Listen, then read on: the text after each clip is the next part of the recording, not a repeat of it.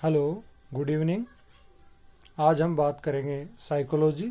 और साइकोलॉजी में हमारा जो कोर्स का जो विषय है वो है व्यक्तिगत भिन्नता।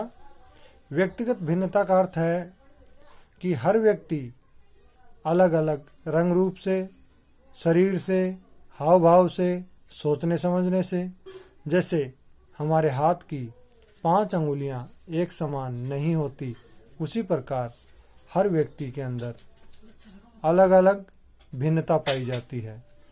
तो आज हम बात करेंगे व्यक्तिगत भिन्नता के ऊपर। तो हर विद्वान ने अलग अलग परिभाषाएं दी हैं व्यक्तिगत भिन्नता की। तो सबसे पहले हम देखते हैं स्किनर के अनुसार कि व्यक्तिगत भिन्नता किस प्रकार से होती है। स्किनर ने कहा है, हमारा विचार है कि व्यक्तिगत भिन्नता में पूर्ण व्यक्तित्व का कोई भी ऐसा पहलू सम्मिलित हो सकता है जिसका माप किया जा सकता है। रेबर के अनुसार 1985 में व्यक्तिगत भिन्नताओं को परिभाषित करते हुए उन्होंने कहा, एक ऐसी मनोवैज्ञानिक घटना के लिए यह नाम दिया जाता है जो उन विशेषताओं या शील गुणों पर बल डालता है जिसके अनुसार व्यक्तिगत जीवन भिन्न होते हैं और दिखाई देते हैं। तो ये कुछ विशेषताएं मनोवैज्ञानिकों के द्वारा बताई गई।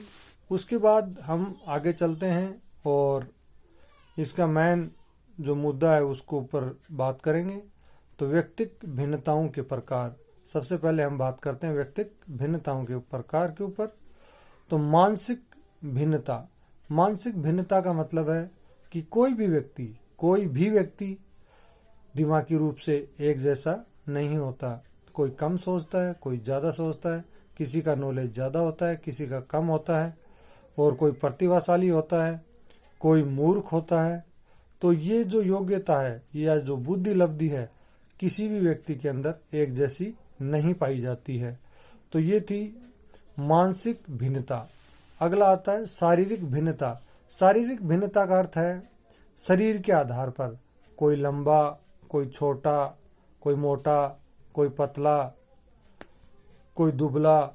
तो इस प्रकार के जो लोग पाए जाते हैं वो होते हैं शारीरिक भिन्नता के तहत। अगला आता है उपलब्धि भिन्नता, यानी कि जो भी व्यक्ति होता है उसकी एक जैसा अचीवमेंट नहीं होता। स्कूल की अगर हम बात करें, स्कूल में भी बच्चे कोई फर्स्ट डिवीज़न से पास होता है, कोई सेकंड डिवीज़न से पास होता है और कोई थर्ड डिवीज़न से पास होता है। तो उपलब्धि में भी हर बच्चे की जो सोच होती है वो अलग अलग होती है। उसी प्रकार अगला जो आता है अभिवृत्ति भिन्नता। अभिवृत्ति का मीनिंग है कि कोई भी व्यक्ति एक जैसा नहीं होता, जिसके लिए समूह में संबंध में विभिन्न रुझान होते हैं। कुछ व्यक्ति शिक्षा या अभिवृत्ति से ही पता लगता है कि हर व्यक्ति एक जैसे सुझाव नहीं दे सकता, एक जैसी सोच नहीं रखता, वो एक जैसे व्यवहार नहीं कर सकता। अगला आता है संवेगात्मक भिन्नता। संवेगात्मक का मतलब है इमोशंस, यानी कि हर व्यक्ति एक जैसी कंडीशन में अपने आप को एडजस्ट नहीं कर सकता। कई व्यक्ति ऐसे होते हैं, कोई घटना के दौरान अपने आप को नहीं रोक पाते हैं और उनकी आंखों से आंसू आने लग जाते हैं। कई ऐसे होते हैं जो सिचुएशन को टैकल करते हैं और अपने आप को कंट्रोल करते हैं। तो संवेग ऐसी कंडीशन होती है या ऐसी स्थिति होती है जिसके दौरान व्यक्ति अपने आप के ऊपर कंट्रोल कर पाता है। अगला आता है विचारों में भिन्नता। सबसे इम्पोर्टेंट पॉइंट है विचारों में भिन्नता, यानी कि हर व्यक्ति के विचार अलग अलग होते हैं, हर व्यक्ति के बोलने का तरीका अलग अलग होता है, हर व्यक्ति की सोच अलग होती है। तो विचारों में भिन्नता इस प्रकार से पाई जाती है। अगला है सीखने में भिन्नता, यानी कि सीखने की जो शैली होती है वो भी हमारी एक जैसी नहीं होती है। कोई जल्दी सीखता है, कोई धीरे सीखता है, कोई बिल्कुल भी नहीं सीखता और कोई बहुत जल्दी सीख जाता है। तो ये सीखने में भिन्नता। अगला जो हमारा पॉइंट आता है वो आता है रुचियों में भिन्नता, यानी कि हमारा जो हॉबीज है या हमारी जो रुचि है वो किस प्रकार की है और कैसे हम एक चीज़ के अंदर इंटरेस्ट लेते हैं। हर व्यक्ति अलग अलग, जैसे कोई गाना सुनता है, कोई डांस करता है, कोई पत्र लिखता है, कोई बुक लिखता है, कोई खेल खेलता है, तो हर व्यक्ति की रुचि अलग अलग होती है। इसी के आधार पे हम आगे चलते हैं और आगे हम देखते हैं अगला जो हमारा पॉइंट है वो व्यक्तिगत भिन्नताओं की पहचान, यानी कि व्यक्तिगत भिन्नताओं की पहचान किस प्रकार से की जा सकती है। व्यक्तिगत भिन्नताओं की पहचान शारीरिक भिन्नता के आधार पर, यानी कि शारीरिक भिन्नता के आधार पर हम लोगों की पहचान कर सकते हैं।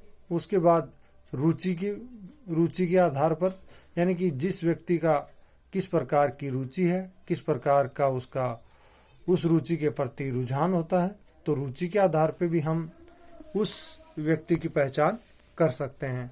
अगला आता है व्यक्तित्व में भिन्नता, यानी कि व्यक्तित्व के आधार पर भी हम व्यक्ति की पहचान कर सकते हैं।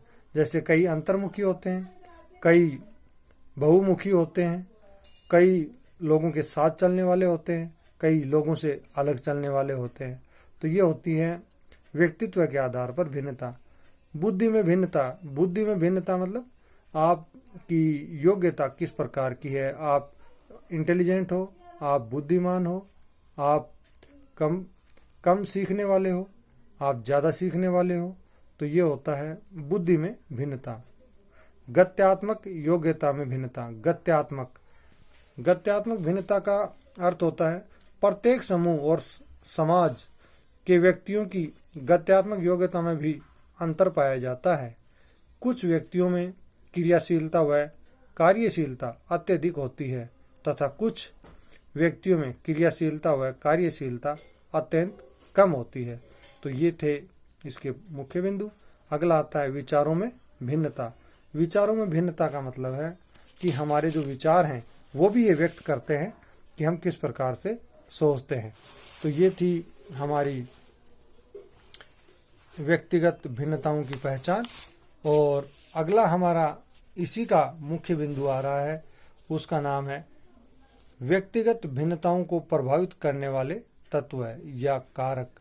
तो सबसे पहले भाषा से हम पहचान सकते हैं कि कौन सा व्यक्ति कौन से क्षेत्र का है और वो कौन सी भाषा बोल रहा है। अगला आता है लिंग भेद, जैसे मान लो कि लड़का या लड़की, इसमें भी हम आसानी से भेद कर सकते हैं।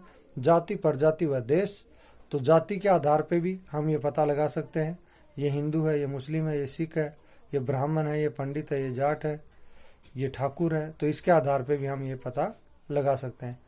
वंशानुक्रम या समुदाय के आधार पे भी हम इस चीज़ के बारे में पता कर सकते हैं। तो ये जो आज का हमारा जो पॉइंट था वो था व्यक्तिगत भिन्नता, और इसी को हम आपके सामने प्रस्तुत किया है। तो मैं उम्मीद करूँगा कि आप इसको सुनेंगे और देखेंगे और अपने ज्ञान में वृद्धि करेंगे। धन्यवाद।